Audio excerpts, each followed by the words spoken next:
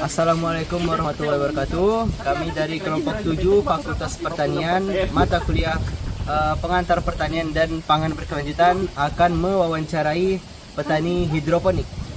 Sebelum itu kami akan memperkenalkan diri kami terlebih dahulu. Saya Ahmad sebagai dokumenter. Nama saya Borneo Angga Putra selaku pewawancara tanaman hidroponik. Perkenalkan, saya Putri Nursiami Aziza sebagai editor berkelas. Siva Kurotain sebagai pencari bahan materi. Perkenalkan, nama saya Putra, saya selaku dokumenter kedua. Perkenalkan, nama saya Pelesta, saya sebagai pencari petani.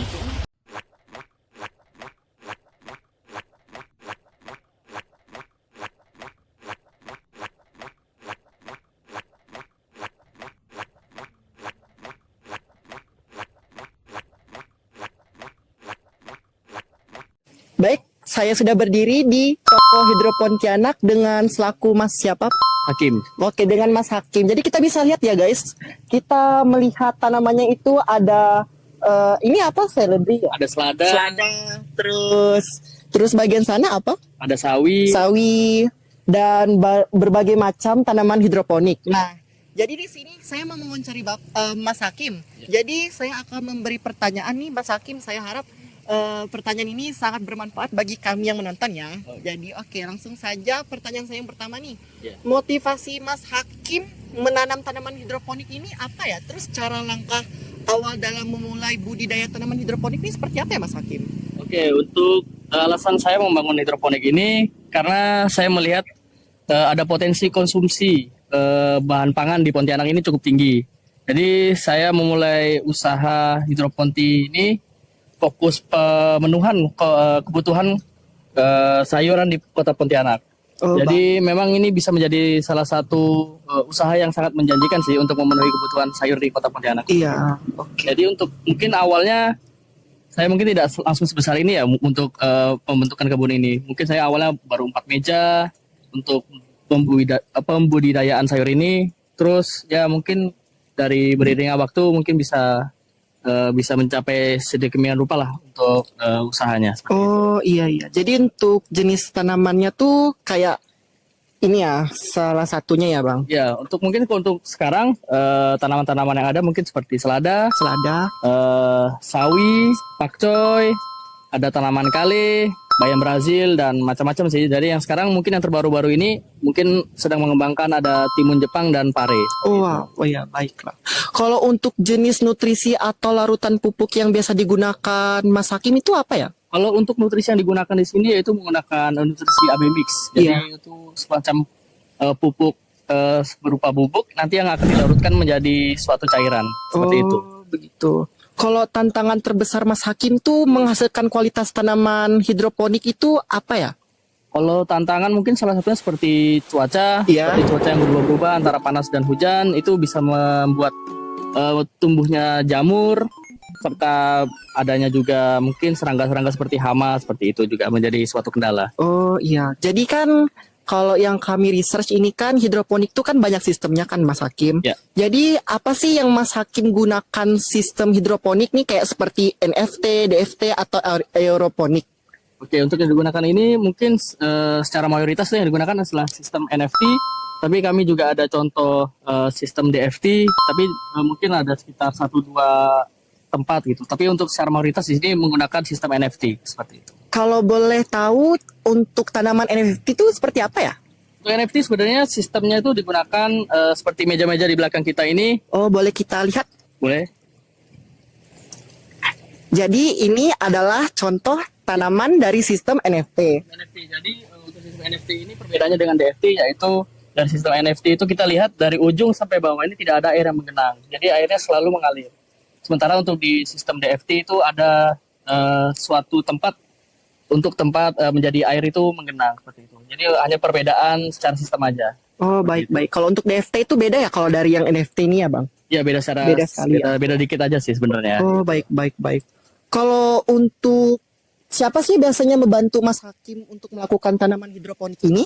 Untuk membantu penyemaian ini saya juga ada dibantu oleh rekan-rekan saya dari tim penyemaian, ada tim yang untuk pack ke toko-toko, serta juga ada tim-tim yang mengirim ke tempat-tempat penjualan juga ada. Oh, baik-baik. Kalau ini kan di toko hidropontianak kan nih Bang. Ya. Jadi kayak saya mau tahu nih, biasanya siapa yang biasa membeli tanaman hidroponik ini? Apakah tetangga atau abang mungkin jual di tempat yang lain atau bagaimana tuh Bang? Oh ya, untuk konsumennya macam-macam ya, ada seperti reseller untuk dijual kembali, ada juga para UMKM seperti toko-toko burger dan lain-lain, dan yang paling besar mungkin untuk sekarang ini seperti hypermart sudah mulai stok juga dari kami. Seperti itu. Oh iya.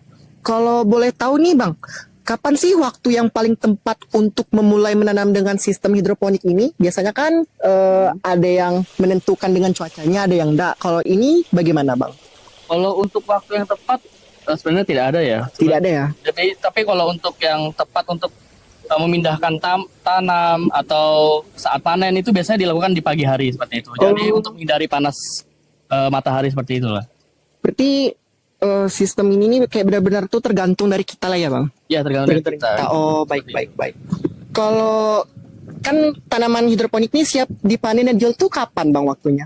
Untuk tanaman tuh mungkin berbeda-beda ya, tapi Berbeda-beda. untuk secara umumnya mungkin sekitar 40 hari seperti itu. Oh lama ya? Atau Lumayan. termasuk cepat itu? Termasuk cepat sih, sebenarnya dari sekitar 30 hari itu sudah bisa dipanen, tapi untuk mencapaikan suatu bobot yang optimal itu bisa dibutuhkan sekitar 40 hari. Seperti itu. Oh iya.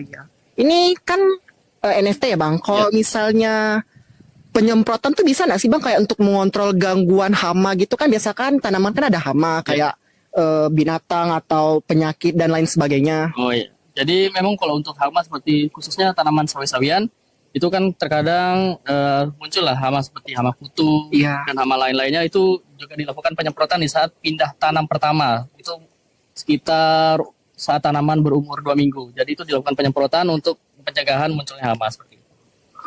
Kan ini kan di Hidropontianak ya Pak, tepatnya di Jalan Pangeran. Kota Kusuma. Iya. Kalau biasanya Bapak menyiapkan instalasi hidroponik tuh di mana Pak? Apakah memang benar-benar di sini atau tepat khususnya di greenhouse atau lain sebagainya atau lahan khusus gitu?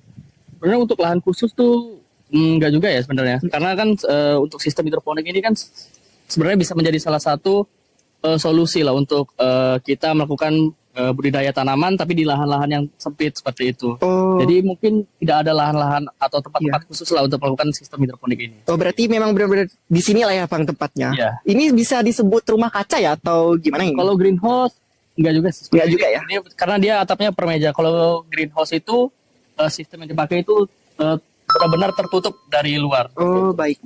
Kalau untuk jual hasil panennya kalau udah jadi seperti ini di mana Bang biasanya? Atau langsung dijual pada waktu ada orang jalan-jalan di sekitar? Oh, kalau untuk penjualannya biasanya tergantung orderan. Iya. Bisa ke orderan dari online atau dari WA biasa masuk ke kami.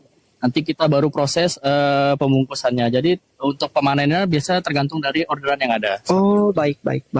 Nah kalau boleh tahu nih Pak, mengapa Bapak memilih menggunakan sistem hidroponik dibandingkan cara tanam tradisional yang lainnya Pak? Kayak contohnya menanam buah-buahan, tanaman hias, atau padi dan lain sebagainya. Oke, kenapa menggunakan sistem hidroponik?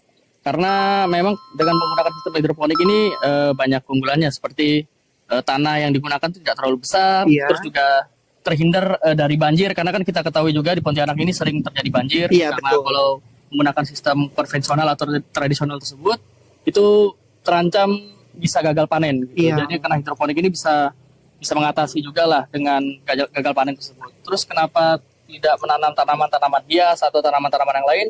Karena kami juga mengejar perputaran modal lah seperti itu. Oh, Jadi baik. karena perputaran modalnya dari hidroponik ini tergolong cepat, yaitu sebulan sekali, dibandingkan dengan tanaman hias dan tanaman buah-buahan lain yang membutuhkan mungkin beberapa bulan atau bahkan ada yang tahunan seperti itu. Oh baik. Jadi yang kami tahu juga kan sistem hidroponik ini kan biayanya kan juga murah kan Bang. Jadi lebih menguntungkan hidroponik lah ya intinya pada jawaban Mas Hakim ya. Oke. Selebih itu kalau yang saya tahu ya kan emang selain biayanya murah, percepatan tumbuhan tanamannya juga cepat kan Bang, dan untuk menghasilkan panen jadinya kan juga cepat ya, dapat duit juga banyak ya. Iya, jadi itu yang saya bisa tangkap ya, yang kami tangkap. Untuk pertanyaan lagi ya Bang, mengapa Mas Hakim bertahan menanam dengan sistem hidroponik ini? Biasanya kan ada juga yang berkendala gitu, kayak biaya instalasinya yang terlalu mahal atau tidak tercukupi, atau mungkin gagal karena cuaca atau tergantung dari orangnya juga, Bang. Oke, sebenarnya kalau cuaca itu mungkin bisa menjadi salah satu komponen yang penting ya. Tapi sebenarnya dari keberhasilan menanam hidroponik ini sebenarnya tergantung lagi sih siapa yang menjalankan seperti itu. Iya. Karena kalau kita memiliki tangan yang dingin atau kita suka belajar gitu, sebenarnya bisalah mempertahankan hidroponik, apalagi juga mengembangkannya. Jadi dulu memang nggak sebesar ini sih, karena dulu tuh masih kecil, mungkin karena awalnya karena suka gitu, jadi karena belajar terus, jadi akhirnya bisa berkembang sampai sekarang ini. Oh, baik. Oke, jadi saya ada 3 pertanyaan lagi. Yang terakhir ya, Bang. Saya harap mampu ya, karena cuacanya panas sekali. Jadi pertanyaan saya yang selanjutnya, kira-kira bagaimana sih, Bang, cara Abang mengatasi hama atau penyakit pada tanaman hidroponik tersebut? Oke, kalau untuk hama mungkin salah satunya yaitu penyemprotan tadi, yang setelah sekitar tanaman umur 2 minggu tersebut dilakukan penyemprotan untuk menangani hama seperti kutu dan cacing, dan juga ada mungkin seperti hama-hama jamur tersebut. Kita juga menggunakan pelindung di bak-bak air ini agar suhu air di bak atau di meja ini tergolong rendah lah dibandingkan cuaca di atas. Baik. Gitu. Oke. Yang kedua, bagaimana Bapak merawat tanaman hidroponik hingga siap panen?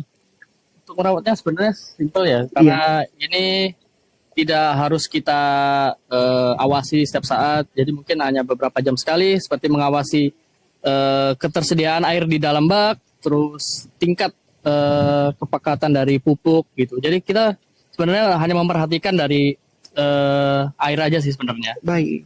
Oke, jadi yang 2 lagi terakhir ya. Ya. Jadi berapa sih jarak tanam untuk menanam tanaman hidroponik ini, Mas Hakim? Kalau Jarak- boleh tahu? Oke, jaraknya mungkin sekitar 20 cm ya antar 20 lubangnya. cm. Jadi Oh. karena itu biar tidak menutupi antar tanamannya. Jadi tanamannya bisa lebih mekar lah seperti itu. Baik. Kalau untuk bibitnya apa itu yang digunakan budidaya tanaman hidroponik?